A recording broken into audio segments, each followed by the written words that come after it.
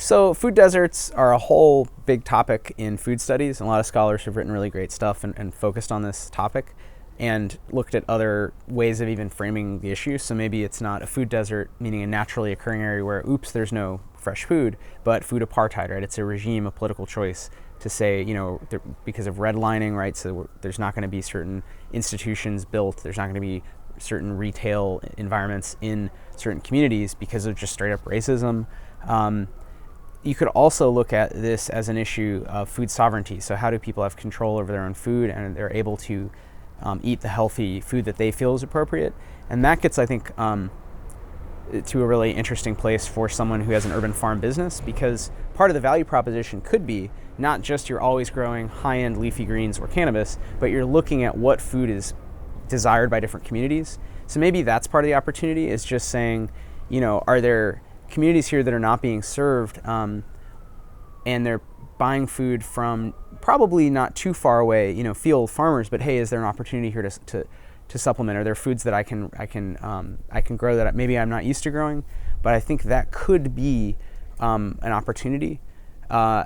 Just to give you an example, like here in New York City, you can get a lot of Southeast Asian herbs and greens, but not all of them. There are a lot that you can't get. And the ones you are getting, in the case of like holy basil, you're getting it from Florida. So it's probably not 2 weeks old, but it's not fresh.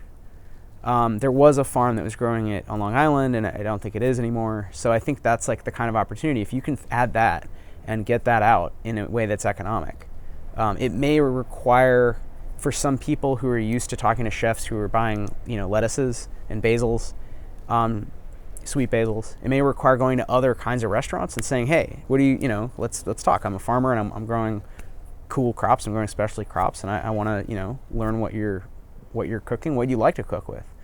But I think those opportunities are going to exist more in cities. The bigger the city, the more probably cosmopolitan, the more you're going to have these opportunities to find areas where people have a lot of food they wish they could eat, and it's not really sold, it's not fresh.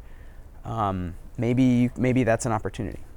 It's a little different, I think, if you're talking about hunger. Again, I think there's a lot of political solutions, but certainly it probably can't hurt if you're an urban farmer to at least think about the city you're in, and where are there areas of food insecurity, and is there a way to plug in? It may be that it's not your business. I will say, I don't know that your business can solve in every case a food desert. It may be that you need to volunteer or work with, lend some resources, whatever resources you have. If you're really good at one thing and there's a really great nonprofit that's struggling to feed people in your neighborhood, go help them. I mean, I've helped build a hydroponic farm for a group that isn't a farming group at all, right? They're a nonprofit that's, among other parts of their mission, they're trying to help people who are food insecure in the middle of Brooklyn. So they had a farm actually built by another group, and they needed it they were moving, and it was old and not necessarily built in the best way. So they wanted my friends who work for a consultancy to come in and build a better one, right? And that was a really great project, and it was very interesting because this group wasn't saying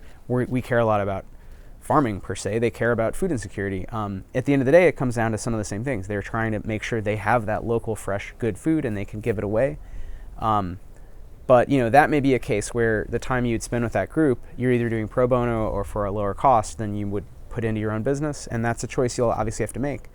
But it may be that the whether there's a market opportunity or not, there's something you can do to make a difference.